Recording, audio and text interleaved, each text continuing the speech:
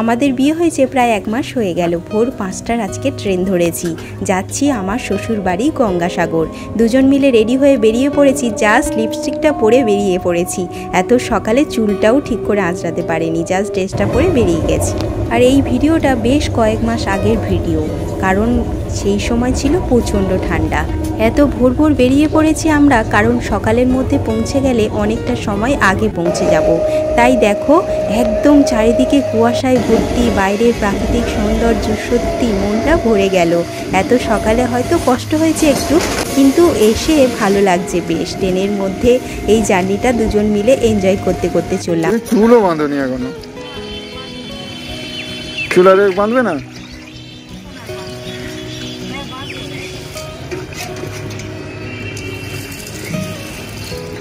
দাঁড়াও দাঁড়াও, তোমাদের কাছে তো শেয়ারই করা হয়নি। মাঝেই আমার বাড়ি, তো সেখানে নেমে পড়েছি, কারণ বাবা মা বোন ওরা সবাই মিলে ঘুরতে গেছে।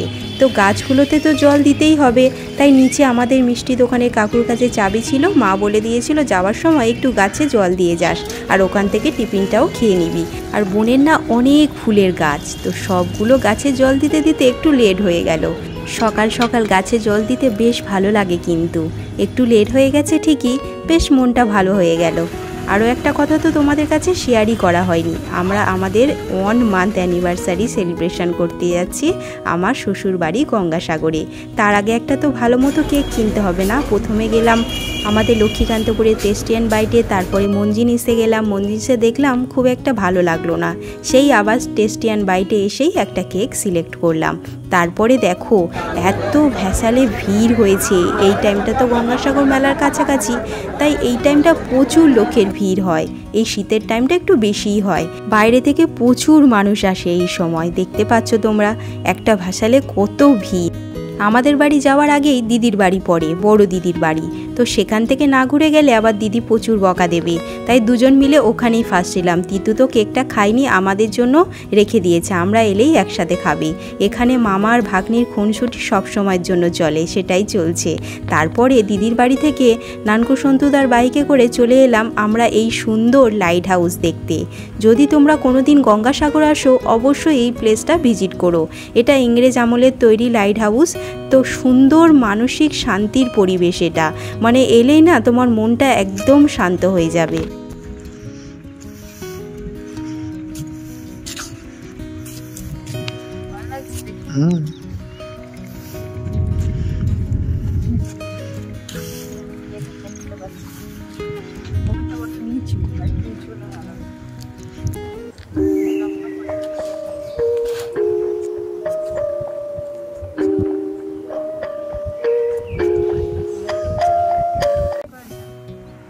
এটা দেখো দুজন কাছে আছে, ও বলুন।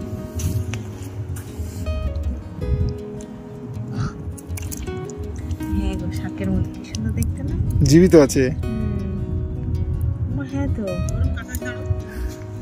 জীবিত আছে এটা। দাঁড়াও, দেখো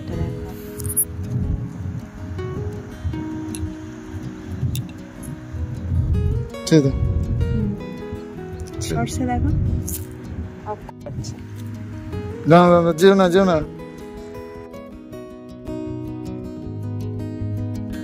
এখানে নানকুদা আমাকে বলছে যে আমাদের ভাষা পুরোপুরি বুঝতে পারো? আমি বললাম হ্যাঁ বুঝতে পারি, তবে ঠিক করে বলতে পারি না।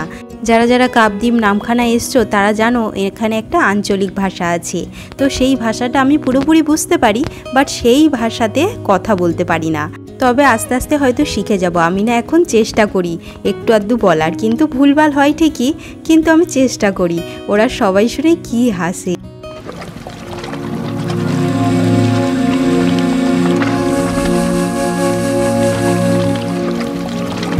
নদীর এই পারের প্রাকৃতিক সৌন্দর্য দেখো, যেন ছবিতে আঁকার মতো। এই দিকে না অনেক ধরনের মাছ, চিংড়ি সব চাষ হয়, বাইরে এগুলো যায় আবার, যেগুলো আমরা কিনে খাই শহরের দিকে। তারপরে দেখো এখান থেকে আমরা বেরিয়ে যাচ্ছি। সত্যি এখানকার সৌন্দর্য বেশ ভালো লাগলো। তোমরা যদি গঙ্গাসাগর আসো অবশ্যই এসো কিন্তু। আর এই জায়গাটা যদি না জেনে থাকো, তুমি গঙ্গাসাগর আসবে, এসে যে টোটো ড্রাইভারগুলো আছে না, ওদের সাথে কথা বললে ওরা তোমার আশেপাশে যে সব সাইট সিনগুলো আছে সবগুলো ঘুরিয়ে দেখাবে। তো আশা করি তোমাদের খুব ভালো লাগবে। অবশ্যই তোমরা দেখো, গ্রামের এই প্রাকৃতিক সৌন্দর্য দেখে মন ভরে যাবে। বাড়িতে আসতে দেখলাম রাস্তার কাছে বিশাল বড় অনুষ্ঠান করে একটা খেলা হচ্ছে। সেখানে আবার আমার শ্বশুর মশাই বাবা ওখানে প্রেজেন্ট আছে জাজ হিসাবে। তো চলো তোমাদেরকে দেখাই, এত সুন্দরভাবে লাইটিং করে সাজিয়ে যে খেলা হয় আমি আগে দেখিনি। ক্রিকেট খেলা হচ্ছে, চলো ভিতরে ঢোকা যাক।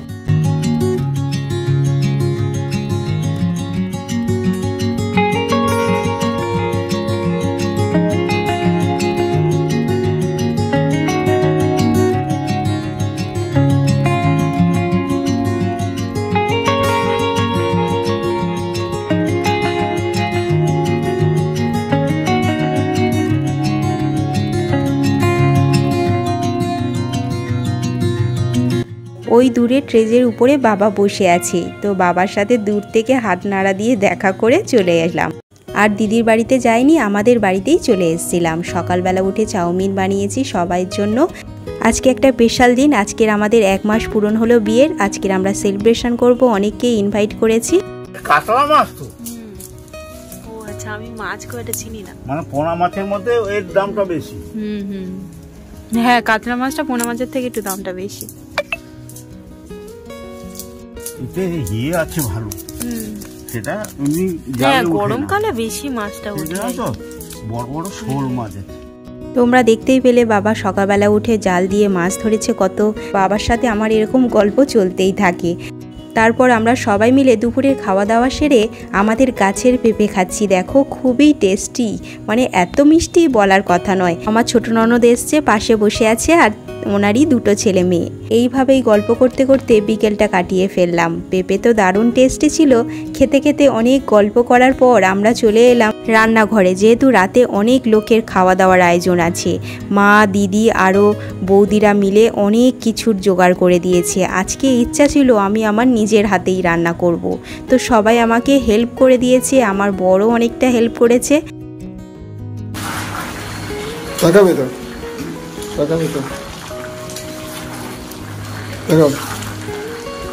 বেশিরভাগটা সব কিছু ওনারাই করে দিয়েছে, আমি জাস্ট একটু নাড়াচাড়া করে রান্নাটা করছি। তারপরে সুন্দর করে লাল টুকটুকে বউ সেজে নিয়েছি আমি। দেখো, ওকেও একটা লাল পাঞ্জাবি পরিয়ে দিয়েছি, এটা ওর কলেজের আইবুড়ো ভাতে ওকে দিয়েছিল। দুজনকে কেমন লাগছে অবশ্যই জানিও। দুজনের ম্যাচিং করে পরার চেষ্টা করেছি।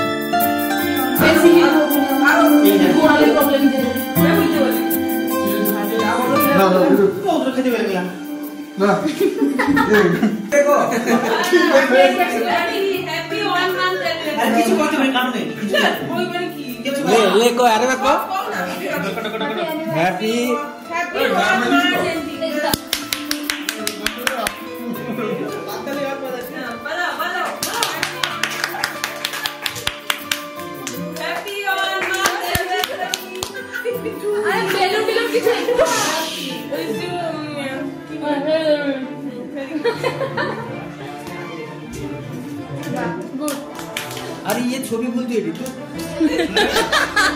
अरे এটা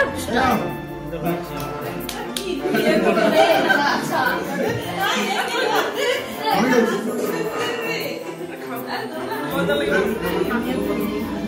আমি না তুমি দাও তো এটা ছবি দিও খালি খাও আমাদের পাশে লাগবে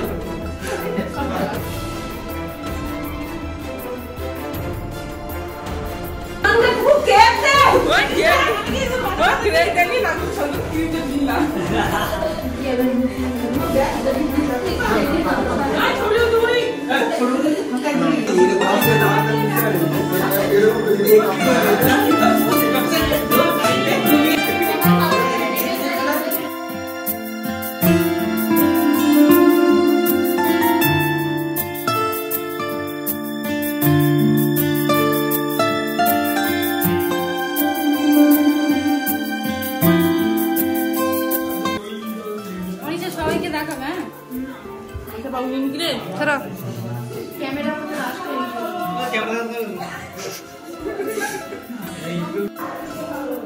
এখানে ওর সব বন্ধুদের সাথে একটা ছবি তুলে নিলাম আমরা, তারপরে সবাই মিলে একসাথে খেতে বসে গেল।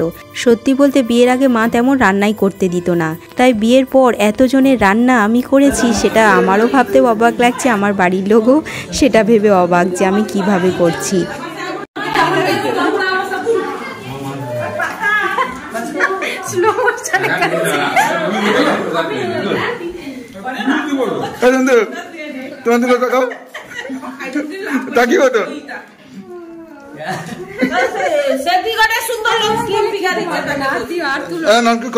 রান্নাটা কেমন হয়েছে বলো, কিছু কম। রান্না কেমন হয়েছে?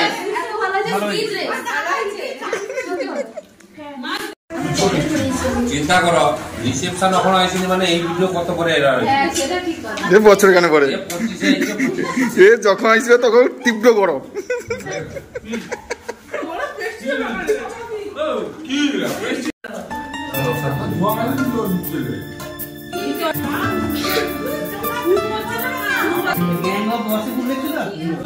রান্না কেমন হয়েছে বাবুলাল দাদিকে রিভিউ দাও। খুবই ভালো হয়েছে রান্না।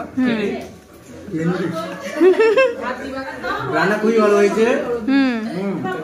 রান্না আবার ওখানে গড়িয়েতে গিয়ে আবার একটু বৌদি এখানে দেয়া থাকা করছে, এদিকে দিদি, এদিকে মা। এই ময়না কেমন রান্না হয়েছে বলতে হবে। রান্না কেমন? খুব ভালো, জোর করে বলানো হচ্ছে। এই ময়ূক কেমন রান্না হয়েছে? অনেক ভালো, ফ্যান্টাস্টিক, অনেক ভালো হয়েছে। এই দিদু কেমন রান্না হয়েছে? শ্যাম্পি কেমন রান্না হয়েছে? আর সবার লাস্ট এসেছে ওই সঞ্চিতা বসে আছে ওখানে। আমার বর আর আমি সব অনুষ্ঠান এইভাবে মিলেমিশে সেলিব্রেট করতে পছন্দ করি। আর স্পেশাল ধন্যবাদ আমার বরকে জানাতে হয়, কারণ ও সব কিছু নিজে নিজেই প্ল্যান করেছে, সাথে আমার শ্বশুরবাড়ির লোকও ছিল। তো চলো, সবাইকে অনেক ধন্যবাদ। ভাবলাম আমি যে এত সুন্দর করে সাজুগুজু করেছি, একটু তোমাদেরকে ভালো করে দেখিয়ে নিই।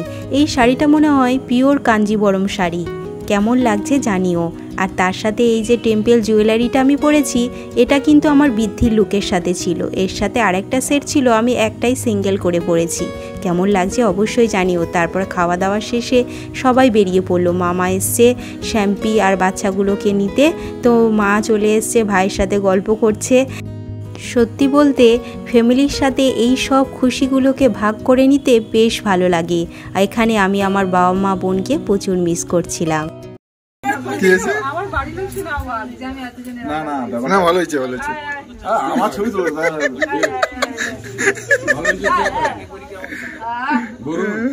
ঠিক আছে।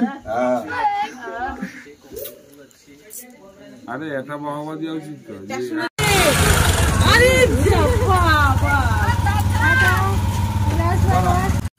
আজ তাহলে আসি, সবাই খুব ভালো থেকো, সবাইকে ভালো রেখো, আর আমাকে সাবস্ক্রাইব করে পাশে থেকো। টাটা।